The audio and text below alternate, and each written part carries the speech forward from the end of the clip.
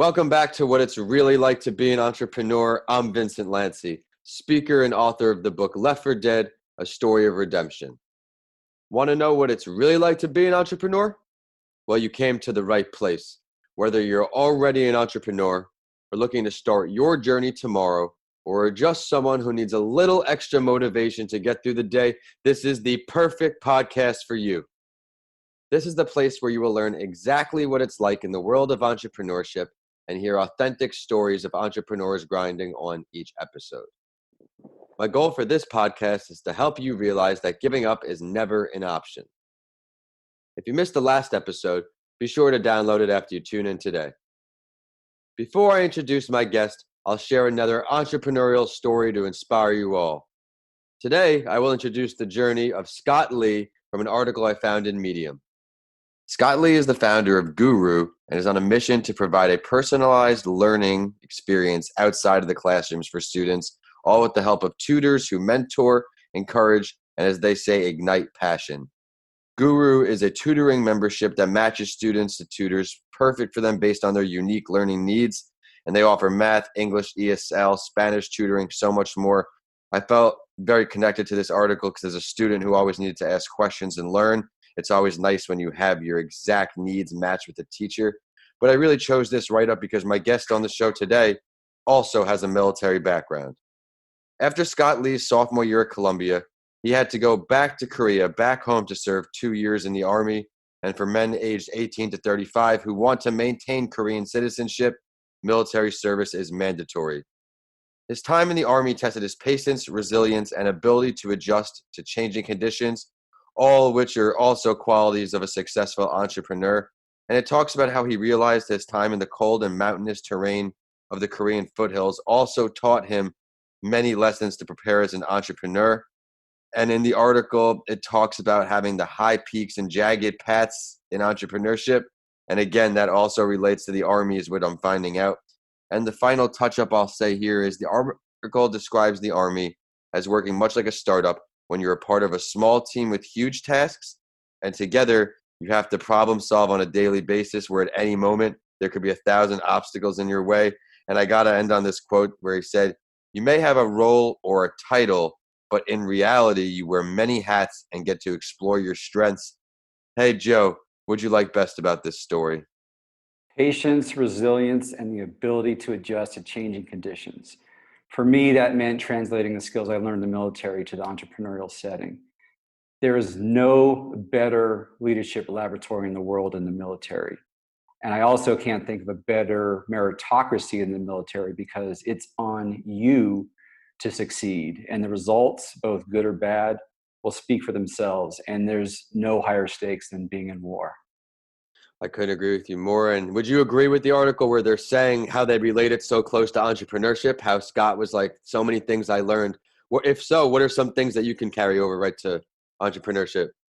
Yeah, I mean, let's just go with patience. I mean, I spent over 2 years dreaming about starting something up, and as we go through the questions, I'll tell you more about that. But patience is absolutely key.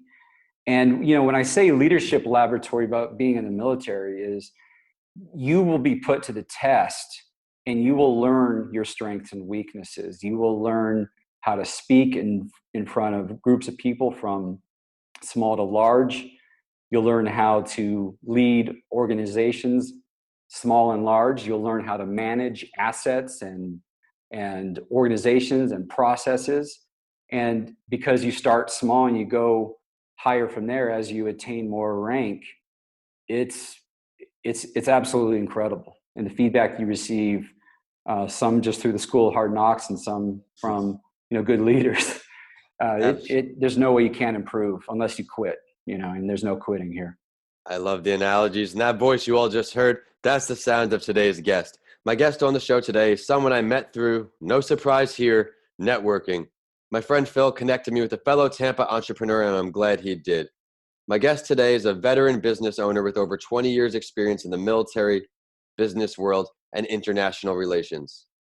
Purveyor of fine flavor and specialty coffee, cocoa, and beverages, Joe is the CEO and founder of Deep Sky Coffee here in Tampa, Florida.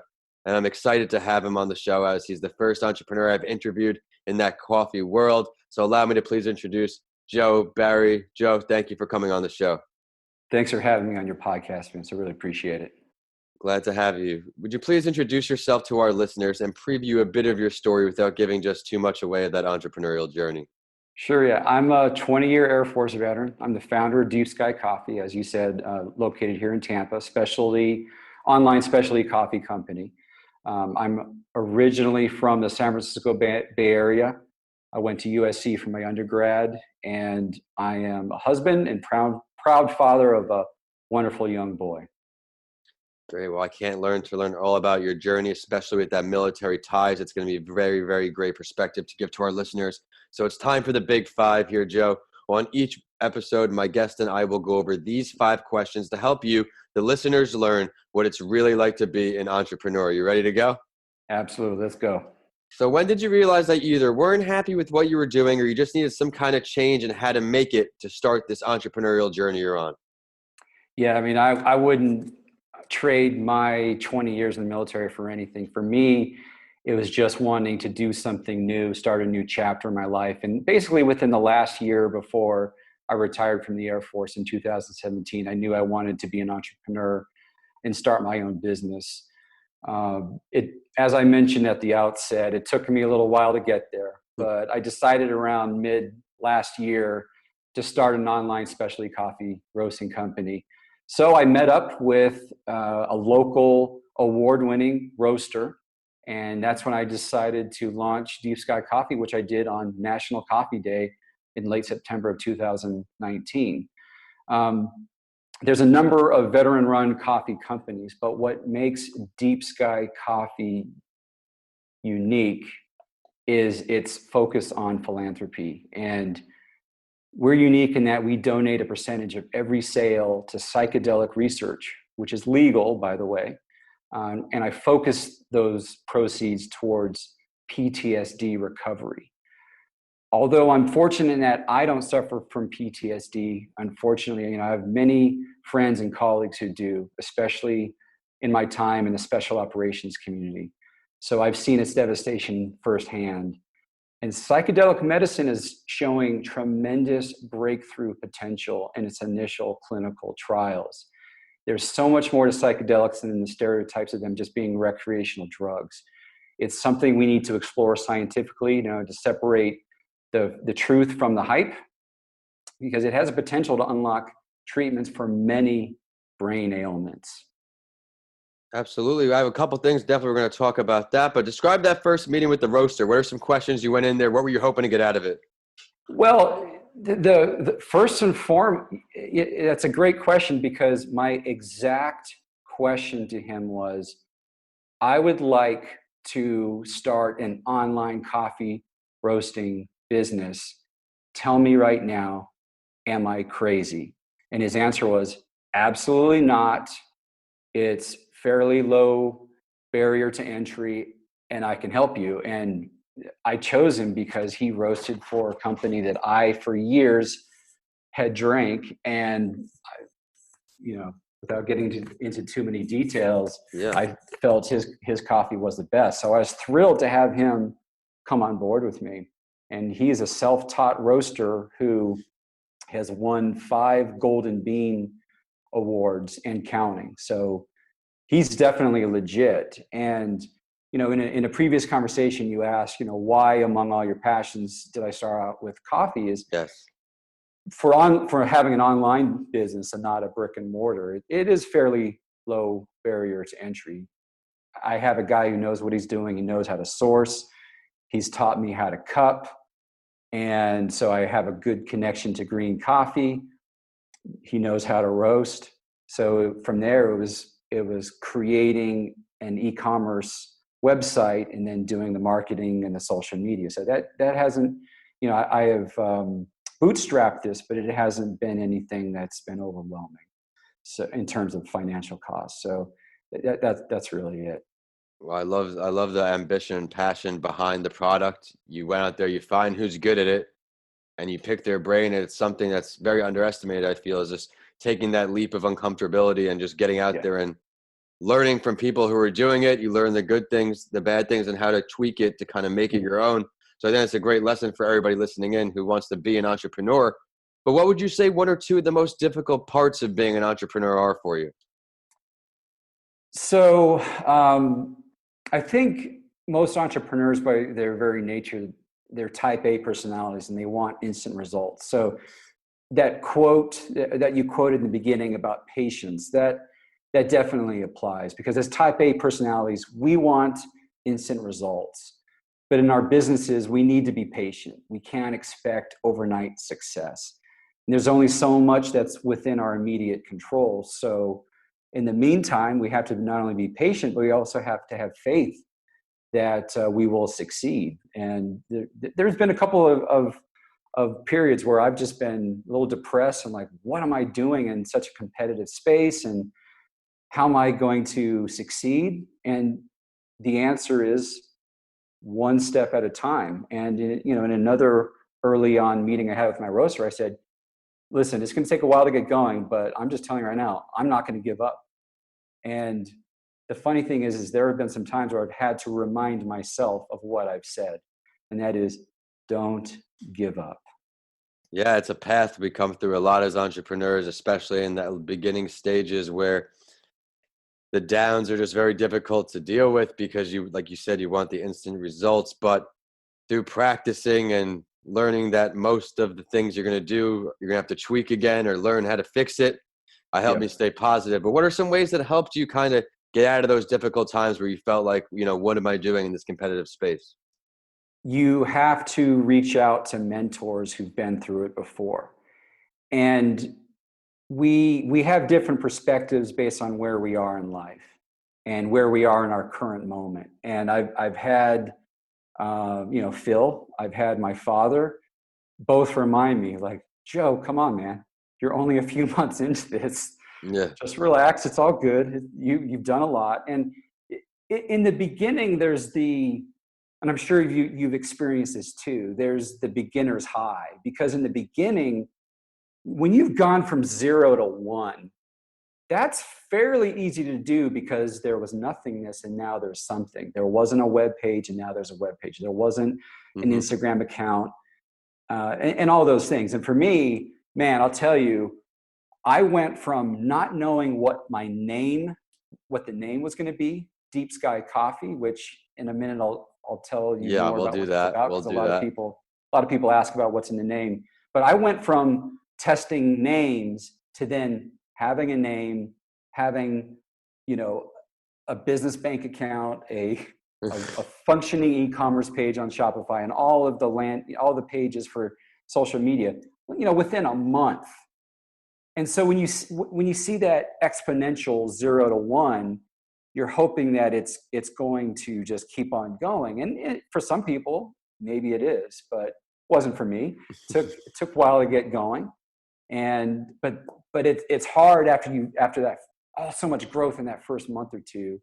And then when it starts to just kind of flatten out a little bit, it takes someone else's perspective to say, hey, you're good. Just keep faith in it and keep going. Rome wasn't built in a day. So yeah, that's what I'd say. I mean, that's a great way to put it. And you have to remember, Rome wasn't built in a day. That it all goes back to that immediate results of what you want. And you're Yeah. excited. You have the passion behind it. You want to propel it. And there's unfortunately a lot of pieces and people that you're waiting on. A lot of things are out of your control Mhm. where you have to be patient. But we touched on a minute ago of how we're tweaking the business constantly. You always have to keep, reaching out to people, getting out of that comfort zone. What is one of Mhm. your greatest failures or lessons learned, and what did it teach you? Why is it still stuck with you up all the way to today? Yeah, and I've hinted at it a while ago. Definitely my greatest lesson learned, and I think what people can benefit from who haven't pulled the trigger yet, is there comes a point where you need to just do it. To borrow the Nike phrase, just do it. Don't wait until you think you've studied everything before you feel you're ready to launch your business. Because for over 2 years, I suffered from paralysis through analysis. I took multiple business startup courses in person and online. And I always had some reason of what I needed to do next. And I never pulled the trigger. And it took Phil's Tampa mastermind cohort to tell me to stop obsessing about things like business plans and market analysis, other things like that, and instead to just produce an actual coffee bag in hand with a functional website that I could sell to family and friends and others. As basic as that sounds, without that advice, I would probably still today be analyzing things and not doing things. Just one other tip I would say is, masterminds are great, but another thing that helped me was enforced accountability. And what I mean by that is, whether or not you're in a mastermind or a group of people, set up a system with someone you trust and set like monthly targets. And if you don't meet those targets, have in place a painful penalty that you have to pay. Because between peer pressure and paying a penalty, those are powerful incentives to meet your goals and keep moving forward. I think that's great advice. Accountability partners always seem to work, especially when it's someone you can count on. But I do want to trickle back to Deep Sky. Why Deep Sky? Yeah, a lot of people ask that, and they see the telescope and the logo. Most veteran coffee companies, they're the gun. The imagery is the guns and the war, or I'm a veteran. Whether they're Navy or Air Force, they show the naval vessels or the aircraft, and that's cool. But that's just not my thing. I'm just a little bit more chill with that. And unless I'd say I'm a veteran, you may not know I'm a veteran. But with the telescope and the logo, what that comes down to is I am a lifelong amateur astronomer. And deep sky signifies objects that are beyond our solar system. So that's galaxies, star clusters, and nebula. That's Greek for cloud that you see in space. But also the word deep is important because it signifies deep focus, deep work, and deep thinking that coffee enables. And by the way, when I say philanthropy is big, I've mentioned that I donate proceeds towards PTSD research through psychedelic research, but also for my coffee blends, I donate towards dark sky preservation and light pollution awareness. Unfortunately, the vast majority of people on this planet cannot see the Milky Way or more than a handful of stars. And that's a huge loss for humanity. We can't see the stars in the Milky Way with our own eyes because that's our connection to the universe that we can't see anymore, unfortunately. I love the philanthropic ties of the book. With your coffee, my book, how I donate after a full year of sales, a percent's going to go to the TGH Rehabilitation Center, the family fund, where if someone gets, example, hit by a car and everybody's scrambling, at least there's something in place for those families. And the University of Tampa A-Center, the academic center, because after my brain injury, that was a great resource. So I'm giving back that way. So I'm interested to hear you choose for this, Joe. If you could pick one entrepreneur, dead or alive, to have a conversation with, who would it be? Yeah, for me, that's easy. That's Tim Ferriss. He's my favorite entrepreneur, not only for his business acumen, but his whole approach to health and lifestyle design, as he lays out in his 4-hour series of books. Reading Tim's books and listening to his podcasts have completely changed my life for the better. He provides so many actionable tools to set up processes to reach your goals, because it's not just about having a goal. Like, we all have goals in the beginning of the year. You can have goals all you want. If you haven't set up habits and processes, you're not going to reach your goal. So definitely for me, it'd be Tim Ferriss. What's your favorite piece of work by Tim Ferriss for everybody listening on? You would start off, a good starting point is 4-hour work week. But the great thing about his podcast is you just look through his 400 plus podcasts and find the subject that most suits your needs and what you're looking for. The great thing about him is you don't even have to buy his books. He puts out so much content on his blog and in his podcast that you can get a whole lot from him. I love it. I love it. So now let's look into the future a little, Joe. Where do you see yourself in these entrepreneurial endeavors in the future? We're going to do 1 year and 5 years. 1 year from today, what are we seeing from Joe? Well, it's all about, since I'm still fairly new, it's all about increasing Deep Sky Coffee's brand awareness and growing the business. So just a plug out there, if you're a restaurant, a cafe, a large office, a boutique high-rise, and you want world-class coffee that supports a great cause, look at Deep Sky Coffee. If you're a brewery anywhere in the country, let's do a collab. For the next 5 years, that's where I hope to get a little bit more interesting in terms of, that's where I'd like to perhaps have a brick and mortar location. That's where I want to branch into brewing beer and Okay. maybe even growing cocoa somewhere in the Caribbean. But that's probably a conversation for another time, because that goes down a whole other track. That's really exciting, especially how far you see into it. Successful entrepreneurs need to be able to have that wide vision, that broad vision, nothing narrow, because then you're just limiting yourself. But thank you so much for coming on today, Joe. I know our listeners are going to see all the value in the show today. I loved when we talked about in the beginning, why you picked coffee, and then you let the listeners even know a little more about you with the astronomy beliefs and all the things behind the name. I love the difficult parts, because I know that's going to relate to a lot of people, just kind of overthinking, thinking they're not ready. And unfortunately, we don't live forever. So you have to make yourself ready eventually. But it's time for the last word here, Joe. Is there something you want to share with the listeners today that we did not get to touch on yet? Well, just more to the point of philanthropy, and that is, I want to remind your listeners who may be suffering from PTSD and TBI, they really need to seek treatment as soon as possible. And they need to know that getting help is a sign of strength. It is definitely not a sign of weakness. When you're on an airplane and there's an emergency, you need to put on your oxygen mask first before you can help others.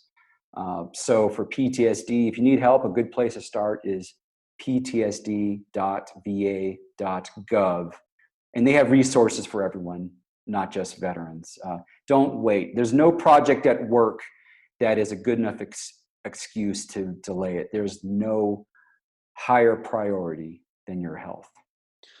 I think those are really, really powerful words. Thank you for sharing. Joe, would you mind please sharing your professional social media website, ways for anybody listening on to start trying Deep Sky Coffee? Yeah, definitely. Well, first of all, thanks, Vince. I appreciate you having me on your podcast. It's an honor. Been great to get to know you. Yeah, absolutely. Likewise. People can check us out at deepskycoffee.com. I actually have a coffee blog and an astronomy blog on that page. And then they can also check us out on social media at Deep Sky Coffee handle. Thanks for sharing, everybody. Be sure to check out and grab some of that coffee, as it is an online service. And be sure to check out the show on LinkedIn at What It's Really Like to Be an Entrepreneur, or we're over on Instagram and Facebook at Your Favorite Morning Podcast. We're on Twitter at Podcast by Lanci. And of course, my handles are at Vincent A. Lanci on all social media and YouTube. Check out my 2 books, Left for Dead, A Story of Redemption, and How to Transform Your Mindset When the Norm Changes, both on Amazon or my website, vincentalanci.com. But DM me or email me, because I want to hear what you think. If you enjoyed today's episode, please continue listening and rate What It's Really Like to Be an Entrepreneur 5 stars. I work hard to find value delivering stories for you on each episode. And as always, I will end the show with a quote that inspired me, and know it will for you too. And this one is from Scott Lee, today's spotlight feature in the story earlier and founder and CEO of Guru.